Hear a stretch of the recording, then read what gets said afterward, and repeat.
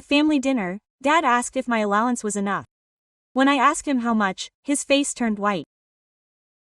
For 4 months, I've been working my ass off, working 3 jobs, tutoring high school kids, hosting weekend events, and working bar shifts until 2 a.m. Classes until 3 p.m., then straight to tutoring until 6. A quick dinner of instant noodles, then the bar until closing. I get home at 3, study until 5, sleep for 2 hours, and repeat, surviving on ramen and stale bread. When books cost $400 each, I photocopy the pages at the library. My friends go out on Thursdays while I serve drinks to businessmen who leave minimal tips. My bank account never goes over $200. Every dollar is counted. $50 for food, $30 for laundry. I wear the same 3 shirts, and my shoes have holes covered with duct tape.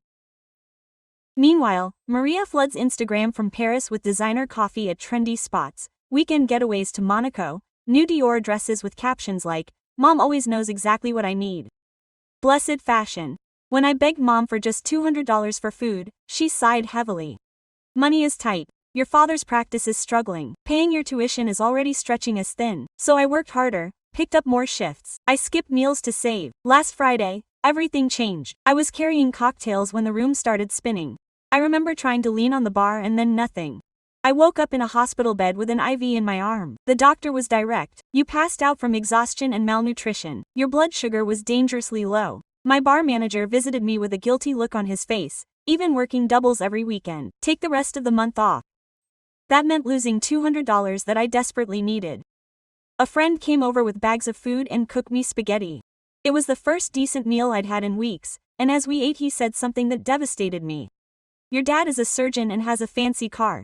Did you go to private school? How does your sister afford Paris? If they're so strapped for cash, why are you starving yourself working like this?" I called Maria directly that night. "I just wanted to check in. How are you, Paris?" "Unbelievable. Mom just sent me the cutest Chanel bag for my birthday next month." My stomach dropped. "And how do you manage the money? Paris must be so expensive." "Oh, I don't even care about that. Mom wires me like $3,000 a month and extra when I need something special. $3,000 a month plus extra." While I was told there was nothing to spare. So when Dad asked about my allowance, I just looked at him and watched our family start to fall apart. The silence that followed Dad's question was deafening. His eyes were staring at me expectantly, waiting for me to say something about the allowance he supposedly received each month. But all I could do was stare at him, feeling something inside me begin to break. "What allowance?" I repeated, my voice sounding oddly calm, considering the storm raging in my chest. I watched the color drain from his face. Mom dropped her fork onto her plate, the clang echoing through the dining room. Neither of them said anything, just stared at each other with that expression I knew all too well, the expression of 2 people who had just been caught in a lie. "Honey, can we talk about this after dinner?" Mom tried to smile, but her voice was shaking slightly. "The food's getting cold." "No," that word came out louder than I intended. "Let's talk now. Dad just asked me if my allowance is enough. I want to know what allowance he's talking about." Dad loosened his tie, that nervous gesture he made when he operated on complicated cases. But this wasn't surgery, this was his daughter, asking him why he'd lied for months. "I thought your mother had been sending you money for your expenses," he finally said without meeting my eyes. Seriously, I leaned forward, feeling anger replace the initial shock. "So why did you tell me when I begged you for $200 for food 2 months ago that money was tight, that your practice was struggling, that paying my tuition was already stretched thin?" Mom opened her mouth to respond, then closed it immediately when I pulled my phone from my pocket. "Let me refresh your memory," I said, searching through my saved messages. "Here it is. Mom, can you lend me some food? I haven't eaten properly in days." Your answer: "I'm sorry, honey, but Dad's office has been slow. We're barely making ends meet." I looked up. Mom was staring at her plate like it was the most interesting thing in the world. "And here's another one." I continued to feel my voice getting harsher. "Can you help me with the textbooks? They cost 400 kwers each." Answer: "Daughter, we already paid for your tuition. We can't afford it right now." "I'm sorry." I put the phone down a little harder than necessary. "So while you were telling me there was no money, you were sending me an allowance." I let out a humorless laugh. How strange that I never got it. "It's complicated," Dad started. "No, it's not." My voice cracked slightly and I hated showing that weakness. "You lied to me. You let me work 3 jobs, sleep 2 hours a night, eat instant noodles, even pass out on the floor of a bar. And all that time you thought I was getting money, or worse, you knew I wasn't and didn't care." Mom finally looked up, her eyes shining with tears that I didn't feel sorry for seeing. "We didn't want you to be dependent," he said weakly. "We wanted you to learn the value of hard work." Hard work. I stood up, my chair scraping loudly against the floor. "Do you think I don't work hard? I'm in college earning a 3-year grade point average while working 40-hour weeks. I passed out from malnutrition 3 days ago and was in the hospital on an IV." I saw Dad flinch at those words, but I didn't stop. "Do you know what I ate yesterday? A pack of crackers I grabbed from the college cafeteria because they were free, and the day before that, nothing. I didn't eat anything because I needed that money to wash my only decent set of clothes so I could make it to my shift at the bar." Mom started to cry openly now, but I was too angry to care. And while I was starving, while I was wearing shoes with holes covered with duct tape, while I was photocopying books page by page because I couldn't afford them, I paused, taking a deep breath. Maria was in Paris drinking designer coffee, shopping for Chanel bags, traveling to Monaco on the weekends. Your sister needs the one who interrupted them before they could finish. What does Maria need? Not me, an education. I'm studying medicine. A future. I'm building mine with my own shattered hands. Love, that's apparently only available to her. The sound of the front door opening cut off my next word. Voices in the hall, laughter. Maria had arrived. "Hello, family." They missed the prodigal daughter. Her sing-song voice came before she did, followed by the sound of suitcases being dragged across the marble floor. She appeared in the dining room doorway like an apparition from another world. Her hair perfectly styled, her makeup flawless, her clothes screaming money. She was wearing a coat that probably cost more than my entire wardrobe combined. 3 Louis Vuitton suitcases were lined up behind her in the hallway. "Sorry I'm late. The flight from Paris was delayed," and she stopped when she saw our faces. "What's wrong? Did someone die?" No one answered. Maria walked slowly into the dining room, her heels clicking against the floor, her eyes darting between us. "3, seriously, what's going on here?" She dropped her Hermes bag onto the empty chair. Tension could be cut with a knife. "Tell her, Dad," I said, my eyes never leaving her guilty face. "Tell Maria about the allowance you've supposedly been sending me all these months." Maria frowned in genuine confusion. "What allowance? What is she talking about?" "My question exactly," I replied. "Dad asked if my allowance was enough. When I asked him what allowance, his face went white." My sister looked at our parents waiting for an explanation. Mom had buried her face in her hands. Dad stared at his plate as if it held the answers to the universe. "Is someone going to explain what's going on?" Maria demanded, taking off her coat and dropping it over the back of her chair. Of course, no one rushed to hang it up for her. This time I turned to my sister, really studying her appearance for the first time in months, her Mediterranean beach tanned skin, her perfectly manicured nails, the pearl necklace she definitely didn't have on before she left, the diamond earrings catching the light from the chandelier. "How much do they send you a month, Maria?" I asked directly. "What?" She blinked, taken aback by the question. "Money. How much money do Mom and Dad send you each month for your little Parisian adventure?" I saw the exact moment she understood where this was going. Her eyes widened slightly, her mouth falling open a little. "Me, that's none of your business," she stammered. 3,000, I said, and she froze. "You told me that yourself when I called you 2 weeks ago. 3,000 euros a month, plus extras when you need something special, like that Chanel bag Mom sent you for your birthday next month." Maria turned to Mom. "Did you tell her?" "I didn't need to be told." I answered before Mom could. "You told me. Remember our call? You were so excited about your perfect life that you didn't even ask how I was." "I didn't know what?" Maria started, but I cut her off. "You didn't know what? That while you were spending 3,000 hours a month at designer coffee shops, I was scraping by on less than 50. That while you were posting pictures of your weekend getaways to Monaco, I was serving drinks until 2 a.m. to men who stared at me like I was on the menu." I pulled out my phone again, searching for something specific. "Do you want to see?" I opened my photo gallery. "Here's my room. That bed is from a flea market. Those curtains are old sheets. That desk I found in the trash and cleaned. My fridge currently contains half a pack of ramen, 3 packets of soy sauce, and tap water." Swipe to the next photo. "These are my shoes. See that duct tape? Cover the holes because I can't afford new ones. I've had these for 2 years." Another photo. This is the hospital report from 3 days ago. It says, "Severe malnutrition and physical exhaustion. I fainted while carrying a tray of cocktails. The doctors said it was a miracle I hadn't done permanent damage." Quote, Maria had paled, her perfect tan now looking sickly under the artificial light. And here I slid to a screenshot. "There's your Instagram, posted the same day I was in the hospital. Life is beautiful when you're surrounded by luxury. Blessed Paris life. Living my best life. You're holding a glass of champagne that probably cost more than I earned in an entire week. I set the phone down on the table between us all, the screen still showing the photo of Maria beaming in front of the Eiffel Tower. So to answer your original question, Dad, I said, my voice now deathly calm. No, my allowance isn't enough because it never existed. And as they told me there was no money, as they watched me suffer, as they knew I was starving, I looked straight at my parents. They chose to fund Maria's fantasy instead of making sure their other daughter could eat. Dad finally looked up and what I saw in his eyes broke my heart in a way no words could. Guilt, pure, undeniable guilt. We can fix this, he said weakly. We can. I didn't interrupt him. They can't fix 4 months of starvation. They can't fix the night shifts where I was almost attacked. They can't fix the times I cried from exhaustion but had to get up anyway because I needed the money, and they definitely can't fix the fact that they consciously chose to let me suffer. I stood up, grabbing my jacket from the back of my chair. Where are you going, Mom? Panic rose in his voice too. Away from here, I replied simply. I have a shift at the bar in an hour. I need money for food this week. You know? Because apparently the family bank account isn't as limited as I was led to believe. Daughter, wait. Dad stood up too. No. The word came out firmly and finally. I've waited for months. I waited when I begged you for help and you told me there was no money. I waited when I passed out from hunger and no one called to check on me. I waited while Maria posted pictures of her dream life, funded by the money they could have given me.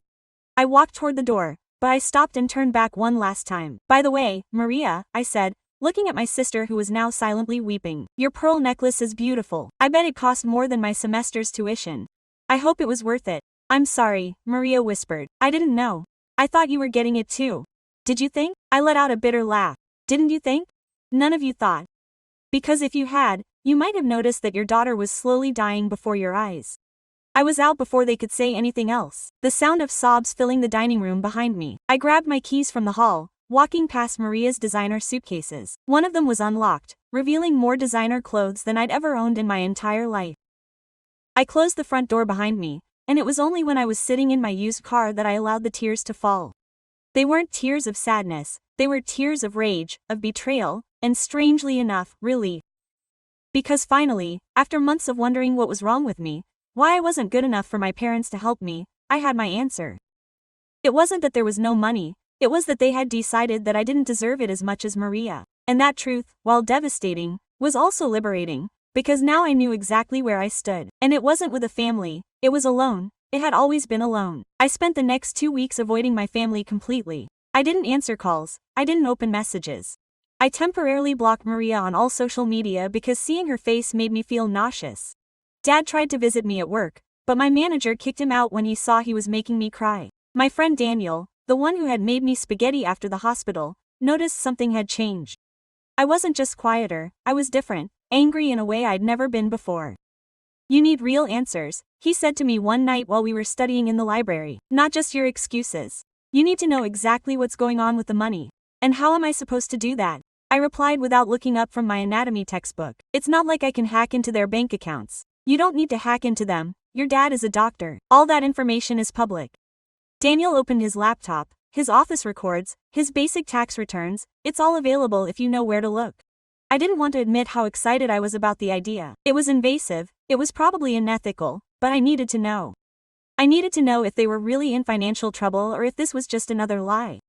Daniel was an accountant in training. If anyone could find truth in numbers, it was him.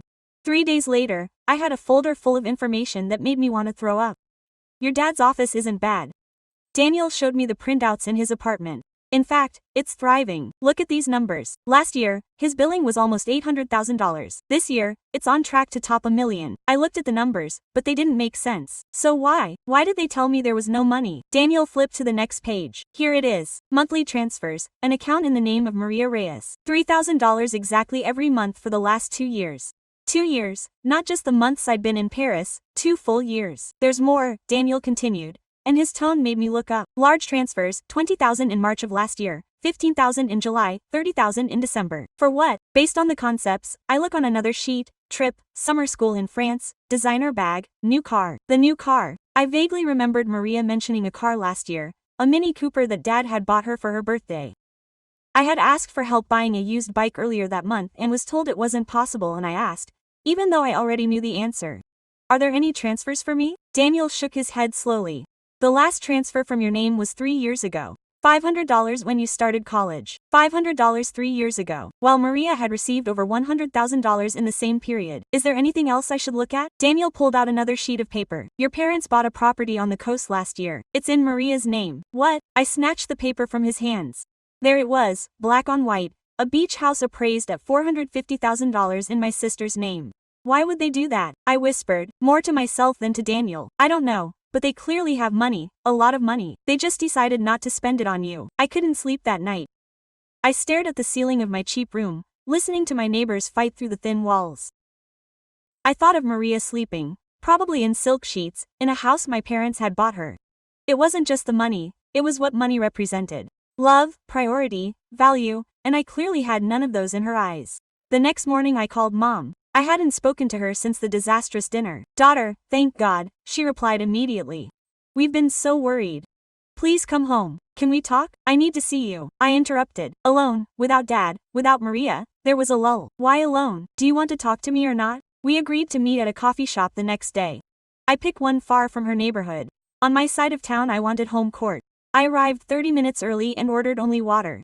I couldn't afford coffee and I wasn't going to let her pay for anything ever again. Mom arrived exactly on time, looking nervous. She was carrying her expensive purse and her designer clothes, completely out of place in this neighborhood coffee shop. She sat across from me, trying to smile. You look good, she lied. We both knew I looked terrible. I had lost weight that I couldn't afford to lose. I had permanent dark circles under my eyes and my clothes were hanging off my body. Why did you do that? I got straight to the point. I had no energy for pleasantries. What's up, honey? I pulled out the folder Daniel had given me and placed it on the table between us. Why did you lie about the money?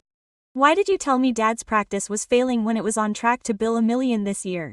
Why did you let me go hungry while Maria was getting $3,000 a month transferred? Mom blanched when she saw the documents. Where did you get that? It doesn't matter where I got it. What matters is that it's true. It's all true. No, she didn't respond. She just stared at the papers as if they were a snake about to bite her. The beach house. I continued. $450,000. In Maria's name. When did they plan to tell me they bought my sister a property? That was an investment, Mom said weakly. For her future. What about my future? What about my future? You're different. Mom finally looked me in the eye. You've always been stronger, more independent. Maria needs. No, I cut her off. I don't want to hear about what Maria needs.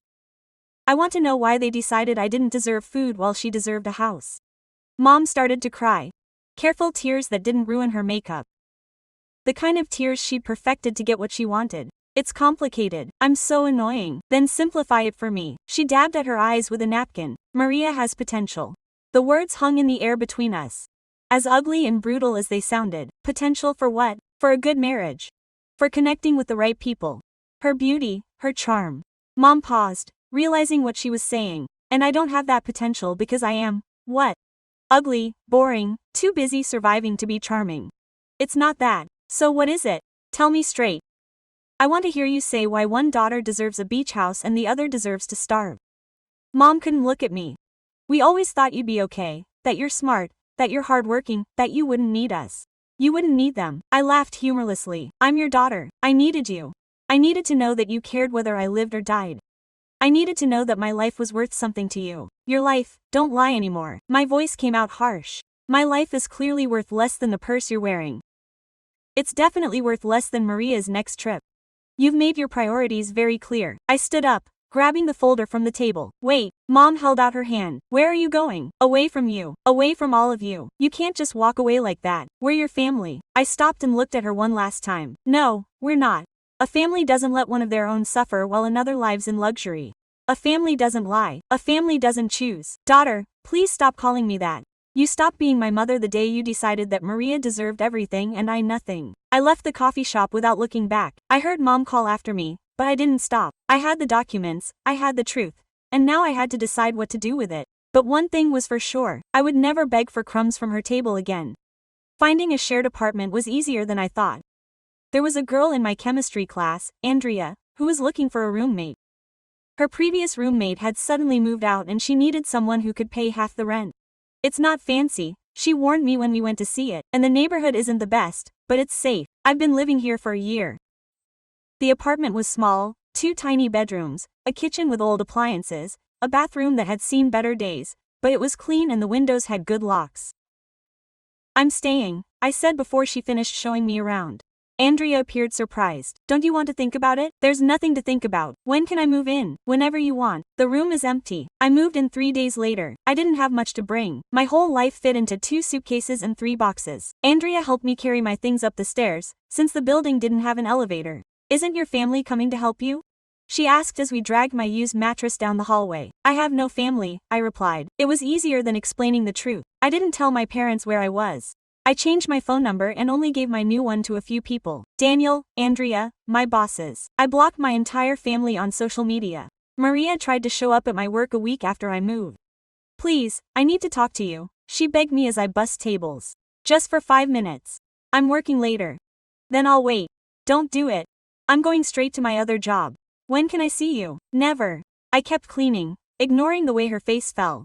I have nothing to tell you, but I have things to tell you, she insisted. I didn't know. I swear, I didn't know I was suffering so much. I stopped and looked at her directly. I told you. I called you and told you I was working 3 jobs. I told you I barely slept and you responded by talking about your travels and your new bags. I thought you were exaggerating. I thought you were just being dramatic. Of course you thought that.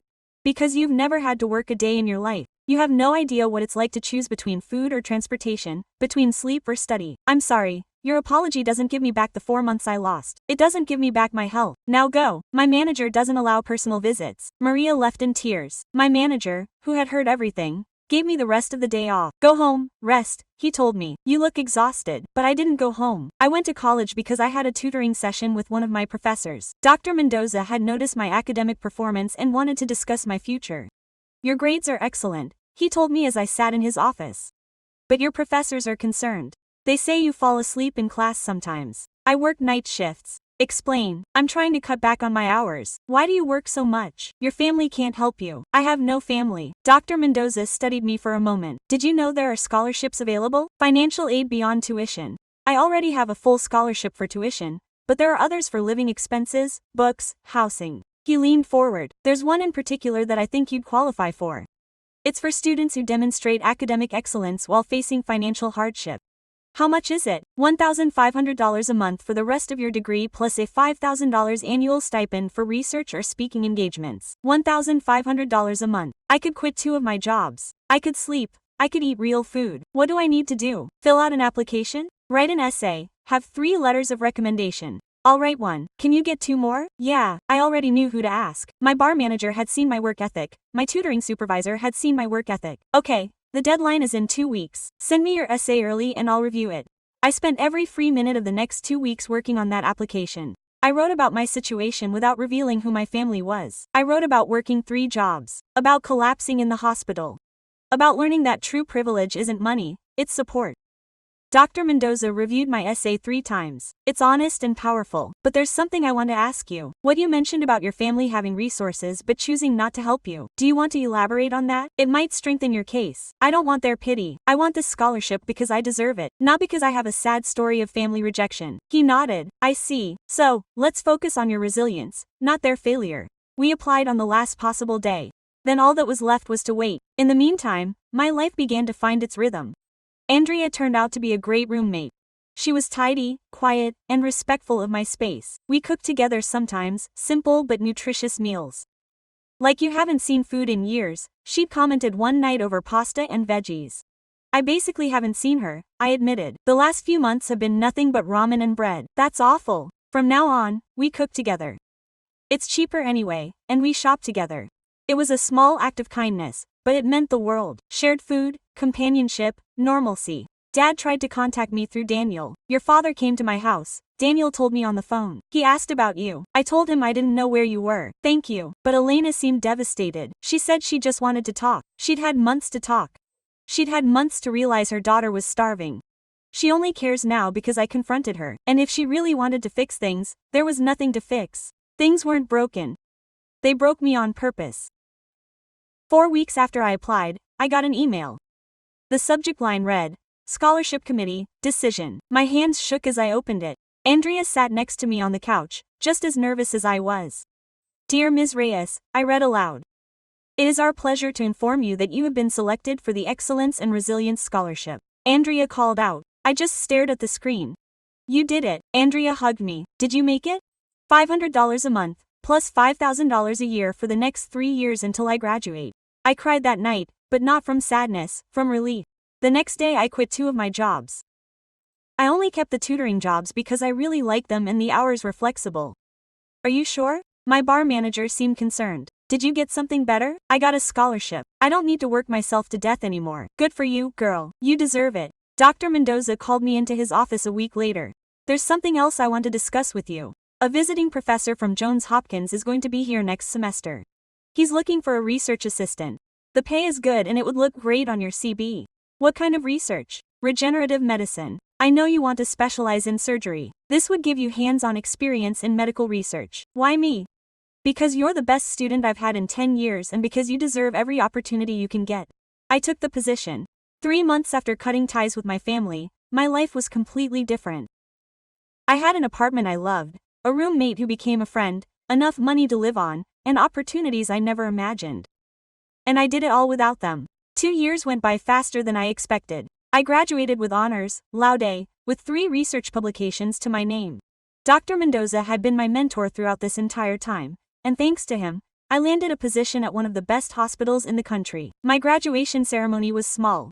Andrea was there, Daniel was there, and a few professors who had become like family to me.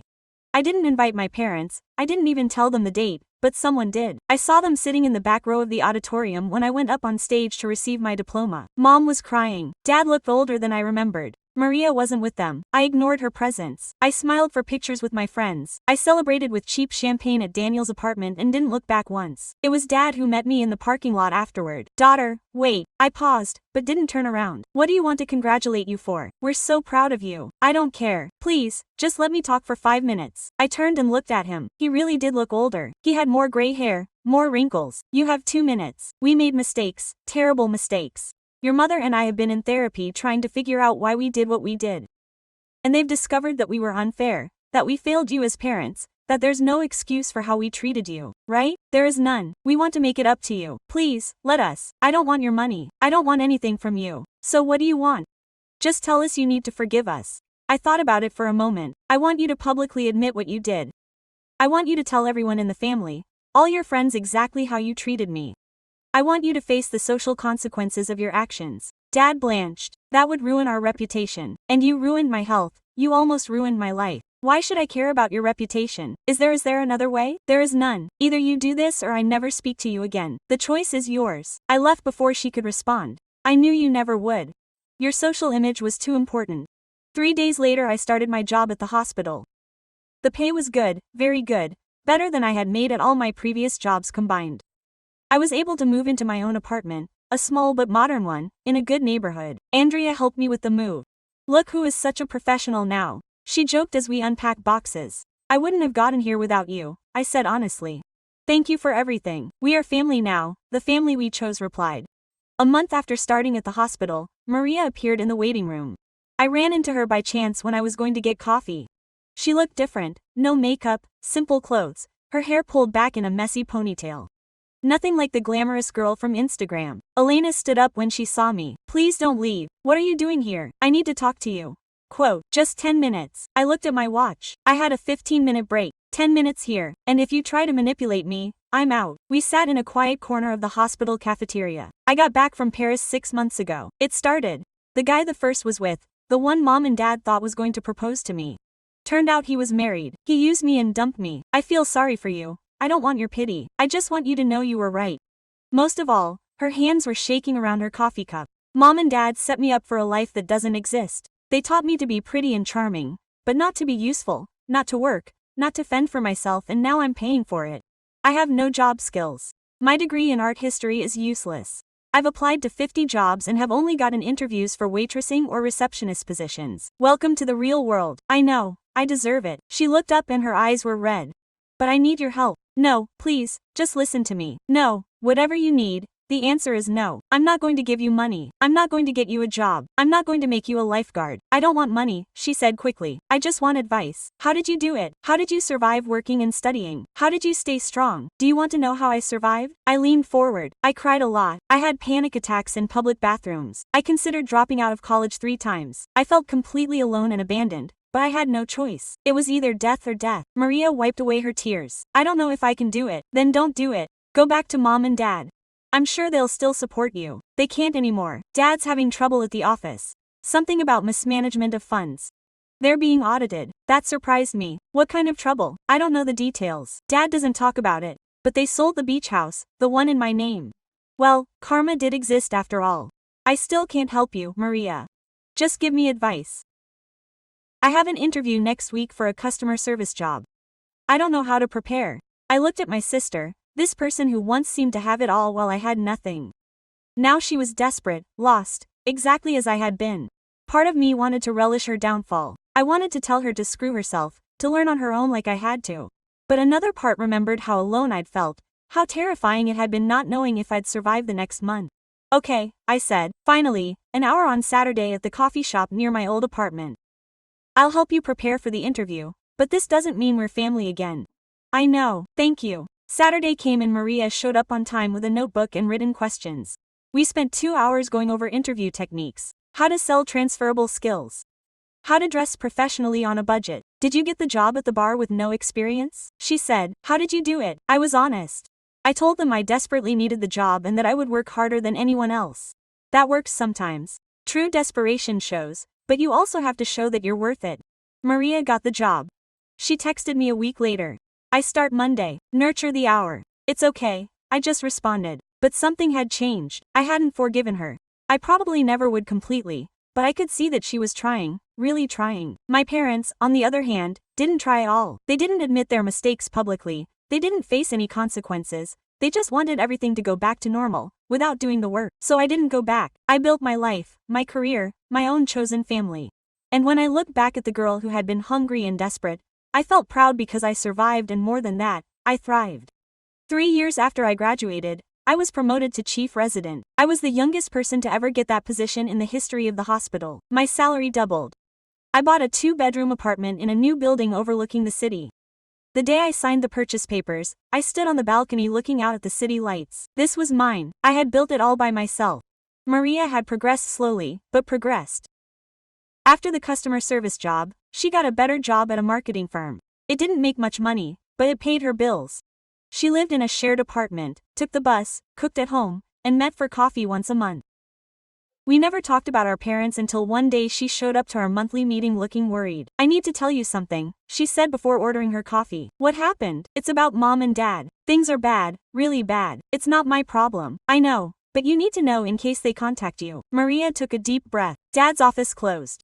The audit found that he had mishandled funds, not illegally, but so badly that he lost his practice. Now he works as a contract surgeon at a public hospital for a fraction of what he was making. It's still not my problem. They had to sell the house. They moved into a small apartment. Mom is working for the first time in 30 years as a receptionist at a spa. I didn't feel any satisfaction when I heard this. I didn't feel anything. Why are you telling me this? Because yesterday Dad asked me for money and I don't have any to give him. I thought maybe they would try to contact you later. Let them try. My answer will be no. I didn't imagine it. I just wanted to warn you. But Dad didn't try to contact me, at least not directly. 2 weeks later I got a call from my Aunt Patricia, Mom's sister. We hadn't spoken since before I cut off contact with my parents. Elena, I need to talk to you about your father. Aunt, with all due respect, I don't want to. Just hear me out. 5 minutes. I sighed. 5 minutes. Your father is sick. He had a minor heart problem last month. The doctors say it was stress. He needs surgery that his insurance doesn't fully cover. He's short $30,000. You can work out a payment plan. Elena, I know you're upset. You have the right. But he's your father. He's asking for help. I asked for help for months too, and no one came. You were young and strong. He's old and sick. I was sick too. I was in the hospital for malnutrition. Someone cared. Then there was silence on the other end. I didn't know that, my aunt finally said. No one knew because no one asked. Now if that's all. Your mother needs help too.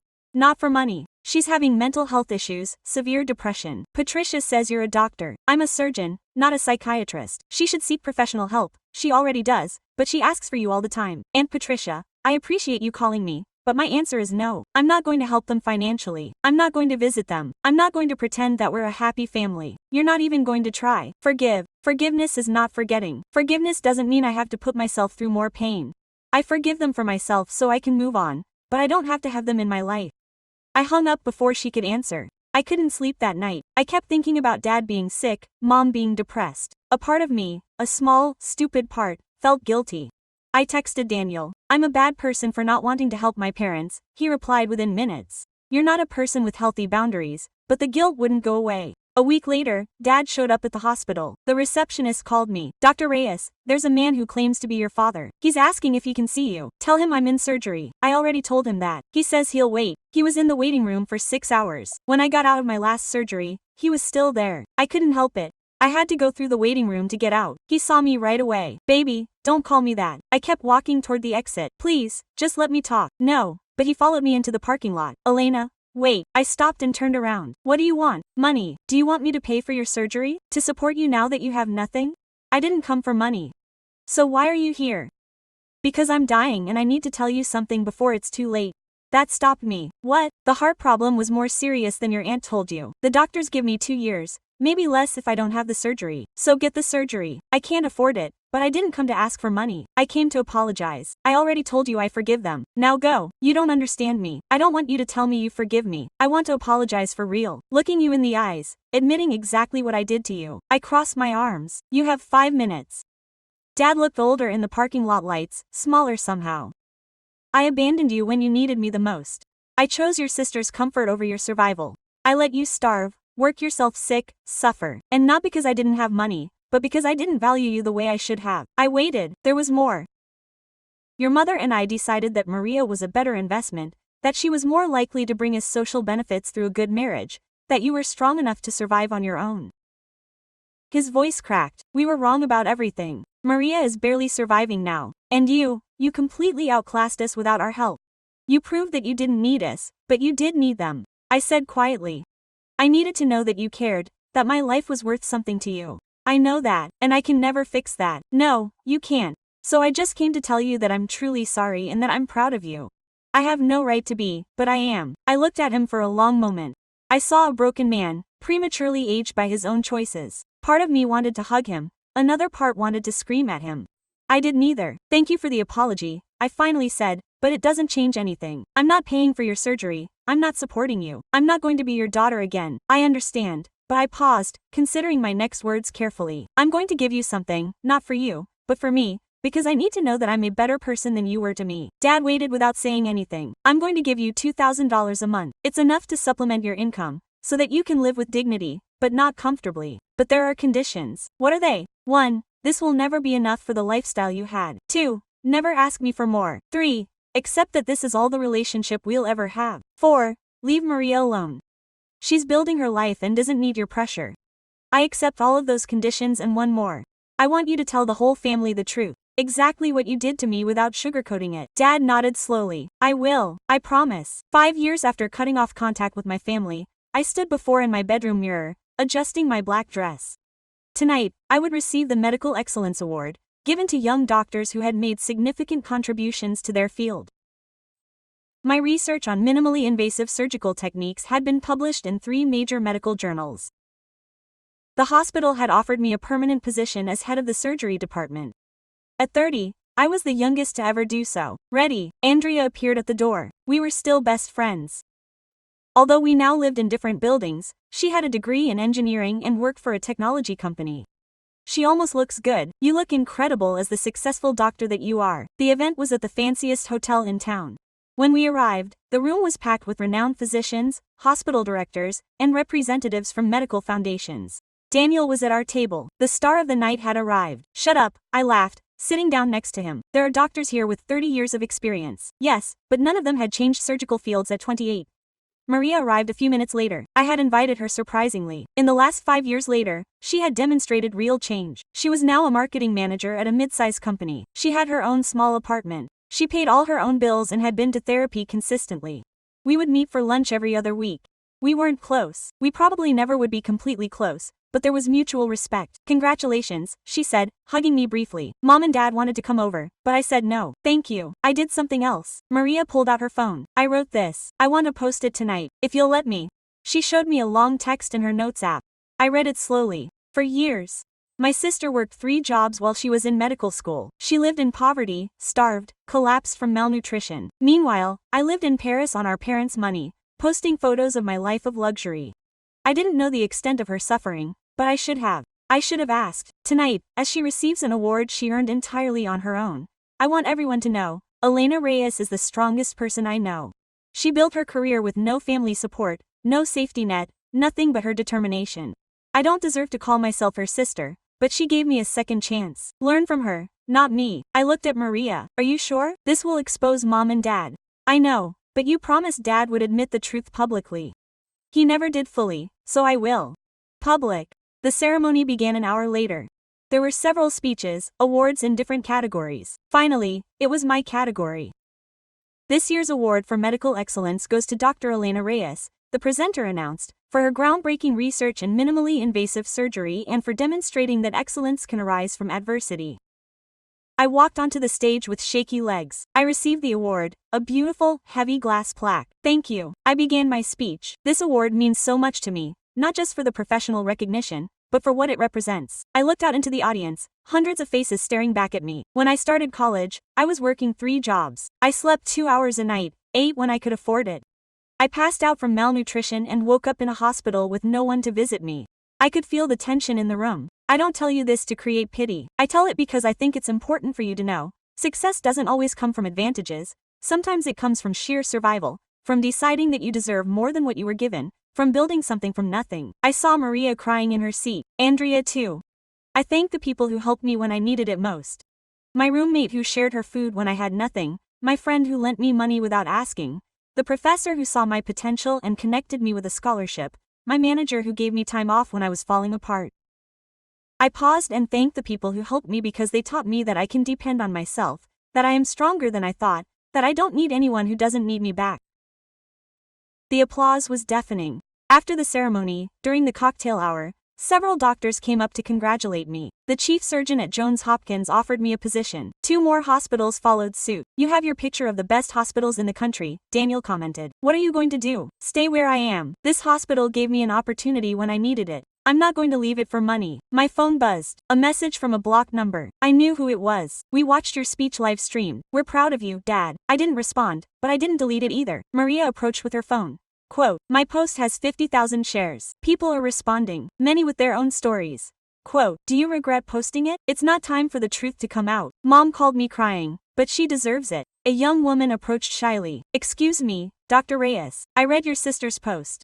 I'm in a similar situation. My family supports my brother, but not me. Can you give me some advice? It caught me off guard, but I responded. Document everything. Build your own support network. Don't expect them to change. And most of all, recognize your own worth without needing their validation. Thank you. Her eyes filled with tears.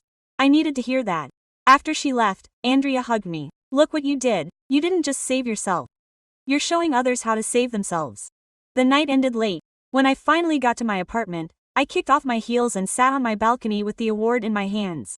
My phone buzzed again. This time it was Mom. Your father kept his promise. He told the whole family what we did. Some don't talk to us anymore. Others are horrified. We lost friends, but you were right. We needed to face the consequences. I love you, even though I know I don't deserve to say it. I stared at the message for a long time. No, I replied, but I didn't delete it either. Maybe one day there would be room for some kind of relationship with them, but not today. Today was to celebrate my triumph. Maria sent me a picture. It was of the 2 of us tonight, smiling together. Thank you for not giving up on me, the message said. I love you, sister. I replied to that. I love you too. I'm proud of you because I was.